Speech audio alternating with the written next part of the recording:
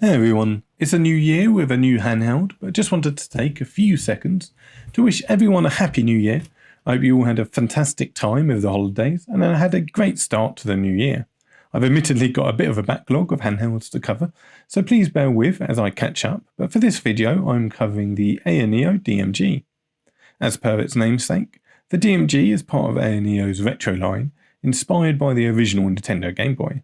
It comes in a total of 4 different SKUs and 3 different colorways, starting with the 8 gigs of RAM and 128 gigs of onboard storage model, up to 16 gigs of RAM and 1 terabyte of onboard storage, with its awesome looking retro Game Boy Color scheme. But this comes with an official retail price of a whopping $699, compared to my entry early bird black coloured DMG, which came in at $339, making it a premium vertical no matter what SKU you're looking at. So, in terms of specs, AyaNeo's DMG is arguably overpowered if anything, sporting the Snapdragon G3X Gen 2 processor, so if it's Android supported, the DMG will likely play it. As mentioned, it goes up to 16 gigs of RAM and a terabyte of onboard storage, has a fantastic 3.92-inch OLED screen at a resolution of 1240 by 1080, a decent 6000 mAh battery, Android 13, and a respectful weight of 278 grams. Straight out of the box, I really like the DMG's visual design. Prior to picking it up, I did wish the Game Boy Colorway was an option for all SKUs rather than the most expensive one, and I didn't like the one joystick with a trackpad for the right joystick setup it has, and having it in my hands didn't really fully persuade me otherwise. There are some subtle, neat design choices throughout though. The fingerprint power button is really well placed. The Android controls on the right were a bit of a minefield to start with, but once I was used to it, they're really handy.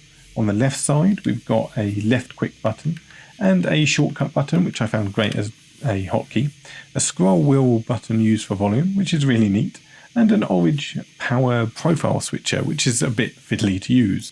The DMG does have quite a outlet heavy design, but remains very cool because of it, and the sleek shoulder buttons are really good, while keeping a very slim profile on the back, so they're definitely impressive. The charging port is on the bottom, and the hidden micro SD card slot is well concealed on the right of the handheld, but a bit fiddly to actively use in practice due to its slim profile.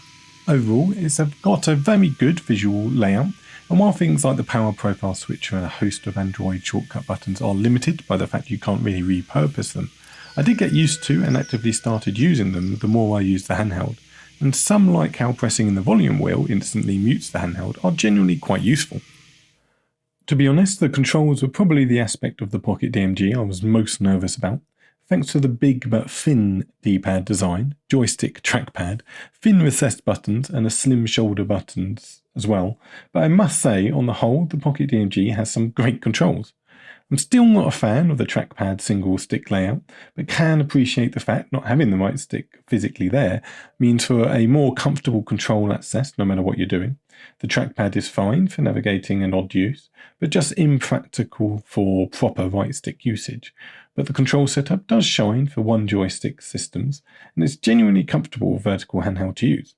The face buttons are recessed, quite a bit into the shell, but to AyaNeo's credit, they're very responsive and don't feel too small, or that they need a bit more travel to them. They're simply decent buttons.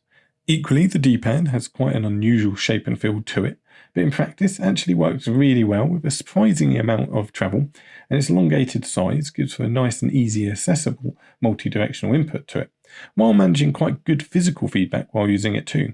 The shoulder buttons are thin, but work really well, and are very easy to access and press when you want to, while rest against them when you don't. It's a surprisingly strong design and control scheme all round really. In terms of out-of-the-box software setup, I'm normally fine with AyaNeo's Android offerings, but there seems to be quite very little tailoring made towards the Pocket DMG's more square screen, making everything feel a bit too squished and awkward for me. I personally would have liked to see AyaNeo make the most of the Pocket DMG screen, but as it is, it's fine, just feels a bit off. With that said though, I'll cut some gameplay footage now before summarising back up at the end.